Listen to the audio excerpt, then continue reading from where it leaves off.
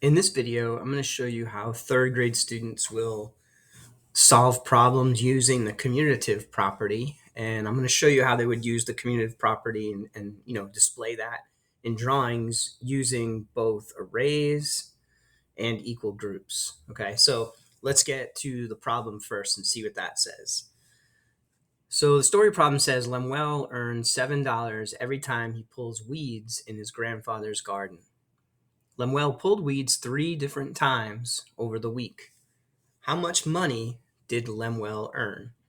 So when we look at a problem like that, where the students in third grade are going to notice that each time Lemuel pulls weeds in his granddad's garden, he's going to earn $7. And the students will also notice that he does this 3 different times. So the 3 different times is going to be the 3 groups, and the $7 is going to be what is in each group, the amount of things in each group. So if we were going to show this with an array, we would make 3 groups of 7. So when you're showing third grade students how to make an array, I just use circles. And what I do is I make a group of 7 objects. All right, so here we have 7 objects, 1, 2, 3, 4, 5, 6, 7. But I need 3 groups of those. So then what I do next is I go right underneath the first group of 7 and draw another group of 7. You want the objects to line up. That way they create an array. So now I have 2 groups, and now I'm going to do one more group of 7. So now we have 3 groups of 7. Something else that some students will do is they'll take their circles that are in each group and they'll kind of box them off so they're separated so that they don't get confused. Because sometimes if your workspace is more organized for a third grader, it's easier for them to actually do the math. So we know on this side of the array that we have 3 different groups, and then in each group there is 7.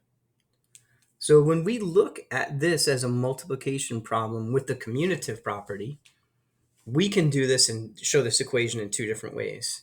We can do 3 groups of 7 and do 3 times 7, or we can do 7 groups of 3, right? 1, 2, 3, 4, 5, 6, 7. 7 groups of 3.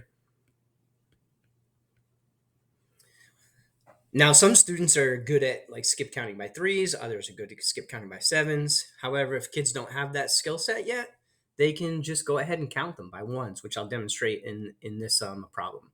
So they know they have 7 here: 8, 9, 10, 11, 12, 13, 14, 15, 16, 17, 18, 19, 20, 21.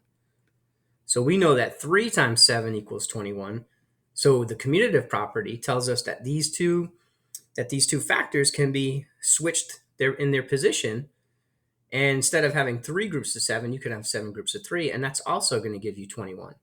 So what's good about the commutative property and teaching that to third grade students is that if they know one equation, 3 times 7 equals 21, they also know the opposite equation, or using the commutative property, the 7 times 3 equals 21. All right, so now let's show the same problem in equal groups.